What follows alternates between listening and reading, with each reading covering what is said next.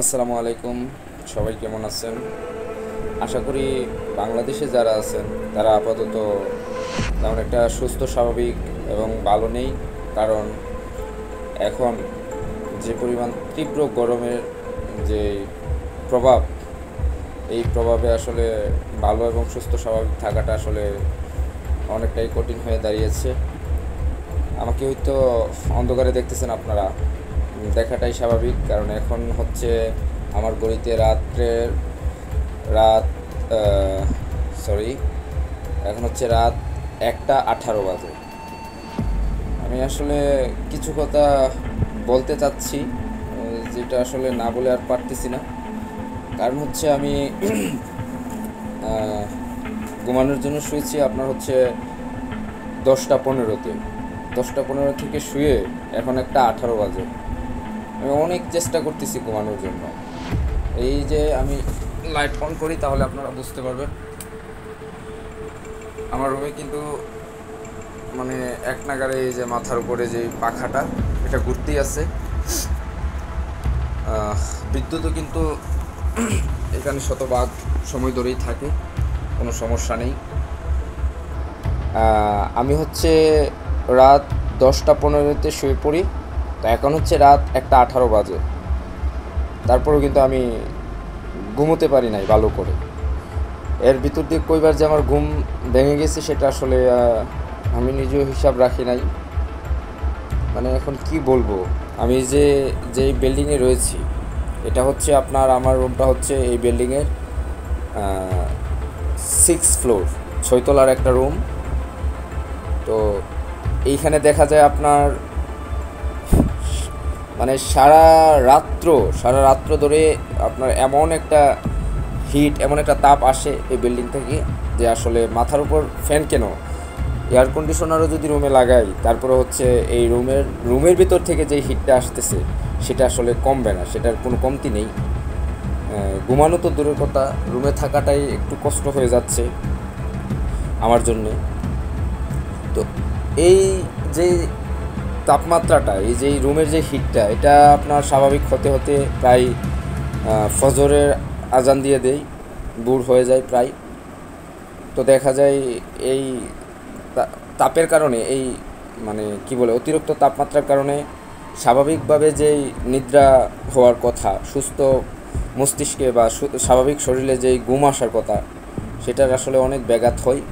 তো এই কথাগুলো বলার মানে হচ্ছে শুধু এখন আমি এই প্রবলেমগুলোর সম্মুখীন হচ্ছে যে এইরকম না, আমি ছাড়াও বাংলাদেশের হাজার হাজার মানুষ, লক্ষ কোটি মানুষ এই গরমের যেই সমস্যাটা, গরমের জন্য যেই প্রবলেমটা হচ্ছে সেটা ফেস করতে হচ্ছে। তো হঠাৎ করে রিসেন্টলি কয়েক বছর যাবৎ দেখা যাচ্ছে যে হঠাৎ করে আপনার তীব্র থেকে তীব্রতর তাপমাত্রা আমরা ফেস করতে হচ্ছে। এই রকমটা আগে হয়তো দেখা যাইতো না, এরকমটা আমি দেখি নাই। মানে বাংলাদেশের ওয়েদার এতটা ভয়াবহ হয়ে যেতে এখন প্রত্যেক বছর ধারাবাহিকভাবে সামনে যে বছরগুলো আসতেছে একটার পর একটা আরও তীব্র থেকে তীব্রতর তাপমাত্রা আমরা পাচ্ছি এবং আমাদেরকে সহ্য করতে হচ্ছে, সয়ে নিতে হচ্ছে। কখনো কখনো মনে হচ্ছে যে এটা বাংলাদেশ, আবার কখনো কখনো মনে হচ্ছে এটা মধ্যপ্রাচ্যের কোনো একটা দেশ, সৌদি আরব, কাতার, দুবাই ইত্যাদি ইত্যাদি। তবে যদিও আমরা ওইখানের অনুভবটা আমাদের নেই, তবে আমাদের মনে হয় ওইখান থেকে কোনো অংশে কম নেই আমাদের বাংলাদেশের তাপমাত্রা এখন।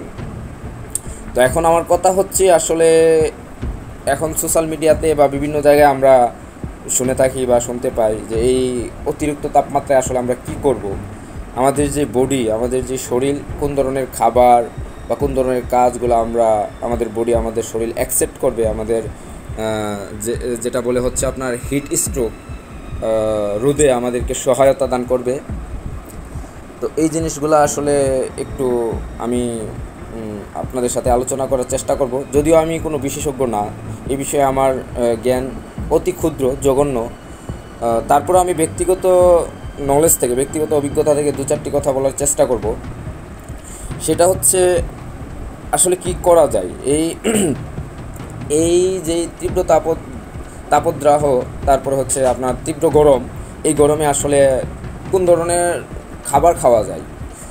লাইক মনে করেন আপনার স্বাভাবিক আমরা বলতে পারি পানি এবং পানি জাতীয় খাবার, যেগুলোতে একটু রস বেশি হয়, সহজে হজম হয়, বা হচ্ছে লাইক মনে করেন তরমুজ, তারপর হচ্ছে আপনার পেয়ারা, তারপরে হচ্ছে আপনার কি বলে এই জাতীয় নরম যেই ফলগুলো আছে, বা আপনার এই জাতীয় ফলগুলো খাওয়া যায় একটু বেশি। কলা খাওয়া যায়, তারপর হচ্ছে আনারস খেতে পারেন। লাইক এই টাইপের যে ফলগুলো আছে এগুলো আপনি খেতে পারেন। বেশি পরিমাণে পানি খেতে পারেন। পানির তো আসলে বিকল্প নেই, পানি অবশ্যই পান করতে হবে। তো এখন কথা হচ্ছে আমরা যেই খাবারটাই খাই না কেন, আমাদের বডির সাথে অ্যাডজাস্ট করে, বডির সাথে আপনার হচ্ছে ফিট হয় ওই খাবারটাই আমাদেরকে খেতে হবে। এটা আমাদের বিবেচনা করে খেতে হবে। কারণ হচ্ছে অতিরিক্ত খাবার, সেটা আপনার নরম হোক শক্ত হোক, কোনোটা কিন্তু এই অতিরিক্ত গরমের কারণে আমাদের বডি কিন্তু সেটা অ্যাকসেপ্ট করবে না। তাতে করে কিন্তু আমরা অতিরিক্ত খাবার খাওয়ার ফলে সেটা আমাদের বডিতে অস্বস্তির কারণ বা আপনার হচ্ছে অসুস্থতার কারণ হয়ে দাঁড়াতে পারে। তাতে করেও কিন্তু আপনার যে হিট স্ট্রোক, ওইটার দিকে আমাদের ঝুঁকে পড়ার প্রবণতাটা বেড়ে যায়।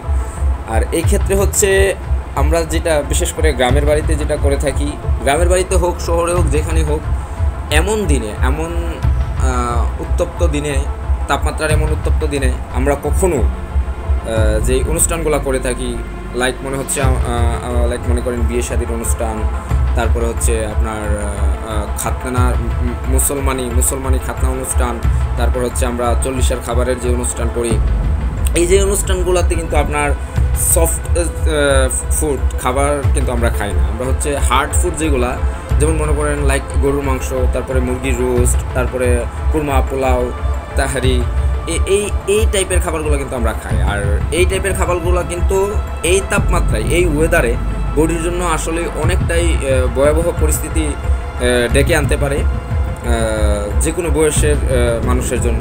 তো এই সময়টাতে আমরা এই রকম অনুষ্ঠানগুলা করা থেকে একটু বিরত থাকলে আমার মনে হয় ভালো হয়। তাতে করে এই ধরনের খাবারগুলো আমাদেরকে খেতে হয় না। দেখা গেছে আপনি আপনার বাড়িতে অনুষ্ঠান করবেন, আপনি তো একা পালন করবেন না, আপনি আশেপাশের মানুষকে, আপনার পাড়া প্রতিবেশী আত্মীয় স্বজনকে ইনভাইট করবেন, তারা আসতে হবে, দায়িত্ব পালনের ক্ষেত্রেও আসতে হবে, খেতে হবে। তো হচ্ছে আপনার এত অতিরিক্ত পরিমাণে তাপমাত্রায় ওয়েদারে এই খাবারগুলা খেয়ে একটা মানুষ কতটা সুস্থ থাকতে পারবে, স্বাভাবিক থাকতে পারবে, এটা আসলে একটা প্রশ্নবিদ্ধ বিষয়।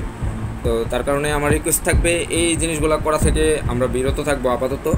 আমরা হচ্ছে সুন্দর একটা ওয়েদার দেখে, সুন্দর একটা দিন দেখে, ঠান্ডা পরিবেশ দেখে ওই সময় আমরা এই অনুষ্ঠানগুলো ম্যানেজ করে নেব, ঠিক আছে? তো এখন গেল হচ্ছে আমরা কি ধরনের খাবারগুলো আমরা খেতে পারি। আর এখন আমি একটু বলার চেষ্টা করব আসলে কোন ধরনের কাজগুলো আমরা করব এবং কোন ধরনের কাজগুলো আমরা করব না। লাইক মনে করেন আমরা এই গরমের ওয়েদারে যখন তখন অযথা আমরা বাহিরে বের হব না, বাহিরে বের হওয়া থেকে বিরত থাকব। যেখানে ছায়া থাকে, বাতাস, আলো বাতাস বিশেষ করে প্রাকৃতিক বাতাস হলে তো সেটার কোনো বিকল্পই নেই, একটু ভালো থাকে সেই জায়গায় আমরা অবস্থান করব। আর হচ্ছে লাইক মনে করেন আমরা যানজট, গণপরিবহন, তারপরে হচ্ছে আমরা রৌদ্রে পড়ে খেলাধুলা করা, অতিরিক্ত পরিশ্রম করা, দেখা যাচ্ছে যে শরীর নিতে পারতেছে না, তারপরেও আমি হার্ডওয়ার্ক করে যাচ্ছি, সেটা আপনার মাঠে হোক, সেটা আপনার অফিসে হোক, সেটা আপনার বাসায় হোক, যে কোনো জায়গায় এই অতিরিক্ত কাজ করা থেকে আমরা বিরত থাকব। আমাদের বডি, আমাদের শরীর যতটুকু নিতে পারে ততটুকুই আমরা করব, এবং এই সিচুয়েশনে তার থেকে একটু কম করার চেষ্টা করব, যেন আমরা নর্মাল থাকতে পারি, যেন আমরা শরীরের জন্য রিস্ক হয়ে যায়, ঝুঁকি হয়ে যায়, ওইরকম সিচুয়েশনে না পৌঁছাই। তো এই বিষয়গুলো আমাদেরকে মাথায় রাখতে হবে।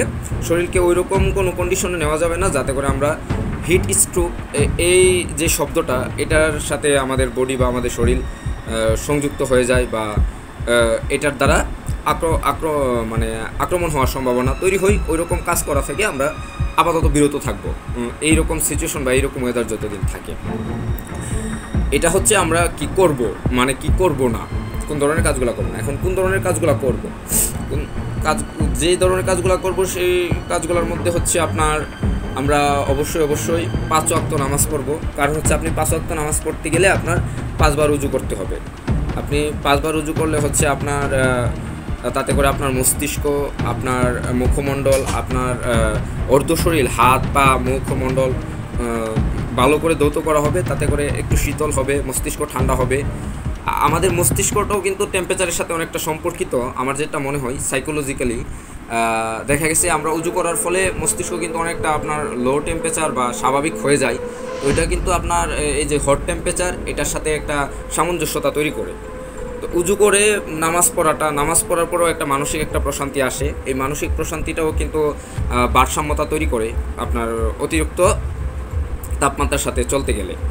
তো দেখা গেছে আপনার 5 ওয়াক্ত নামাজ পড়বো আমরা, তারপরে হচ্ছে দেখা গেছে আমরা হচ্ছে কি করতে পারি, দিনের একবার বা একের অধিকবার আমরা গোসল করতে পারি।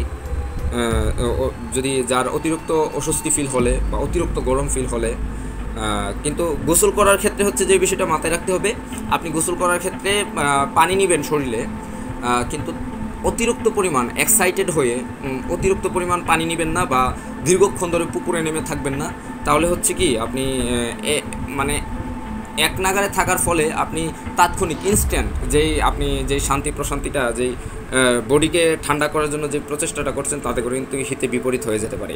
আপনার অতিরিক্ত সময় ধরে আপনি এই পানি নেওয়ার ফলে আপনার কিন্তু সর্দি, জ্বর ইত্যাদির মতন রোগও কিন্তু আপনার মানে আপনার বডিতে দেখা দিতে পারে। তো এইগুলো হচ্ছে আমরা করতে পারি। আর হচ্ছে আমরা অবশ্যই বাড়ির আশেপাশে বৃক্ষরোপণ করব। শুধু এই সময়টার জন্য না, বৃক্ষরোপণ সারা বছরই করব, যেন এইরকম সিচুয়েশন আসলে এই বৃক্ষগুলো আমাদেরকে ছায়া দেয়, আমাদেরকে পর্যাপ্ত পরিমাণের অক্সিজেন দেয়, আলো বাতাস দেয়। তার জন্য অবশ্যই বৃক্ষরোপণ করা খুবই গুরুত্বপূর্ণ। তো তারপরে হচ্ছে লাইক মনে করেন আমরা অতিরিক্ত কোলাহলপূর্ণ অবস্থা তৈরি করব না, আমরা হইচই হারমার করা থেকে বিরত থাকব, শান্তিপূর্ণ পরিবেশ বজায় রাখব। আমরা কখনো এই ওয়েদারে স্পিকারের মতন একটা জঘন্য বিষয় নিয়ে আসবো না আমাদের পরিবেশে বা আমাদের সমাজে বা আমাদের পরিবারে। কারণ এই পরিবেশটাতে এমনিতেই আমরা মেন্টালি, ফিজিক্যালি আমরা খুব বেশি হট থাকি। তো এই সিচুয়েশনে আবার আরেকটা স্পিকারের মতন একটা মানে কি বলে লাউডলি একটা বিষয় আমরা যদি এখানে নিয়ে আসি, সেটা আসলে আমাদেরকে অস্বস্তি বা অসুস্থ করে ফেলবে, এটাই স্বাভাবিক। তো আমি মনে করি আপাতত এই বিষয়গুলো যদি আমরা মেনটেন করে চলি, আমাদের খাবারের বিষয়গুলো, আমাদের কাজের বিষয়গুলো আপাতত যতদিন আমাদের এই তীব্র গরমটা রয়েছে, তীব্র তাপমাত্রা রয়েছে, একটু মেনটেন করে চলি, তাহলে ইনশাল্লাহ আমরা সুস্থ স্বাভাবিক থাকতে পারবো। এবং হচ্ছে আমাদের ফ্যামিলিতে, আমাদের আশেপাশে যারা মুরব্বী রয়েছে, বয়স্ক রয়েছে, যারা অসুস্থ রয়েছে, তাদেরকে একটু চিহ্নিত করে আমরা একটু যত্ন নেব, তাদের একটু খোঁজ খবর রাখবো, তাদের শারীরিক অবস্থা আমরা যাচাই করব এবং সেই অনুযায়ী পদক্ষেপ নেব। যদি ডাক্তারের পরামর্শ নিতে হয়, সেক্ষেত্রে ডাক্তারের সাজেশন নেব, সেই অনুযায়ী আমরা চলবো। ইনশাল্লাহ আশা করি আমরা এই হিট স্ট্রোক বা গরমের যে খারাপ প্রভাবটা, সেটা থেকে আল্লাহ পাক রব্বুল আলামিন আমাদেরকে রক্ষা করে রাখবেন। তো আজকে এতটুকুই। ভালো থাকবেন, সুস্থ থাকবেন। আশা করি এই গরমের যে খারাপ সময়টা, এই সিচুয়েশনটা সবাই খুব ভালোভাবে কাটিয়ে উঠবেন। ভালো থাকবেন সবাই। আসসালামু আলাইকুম।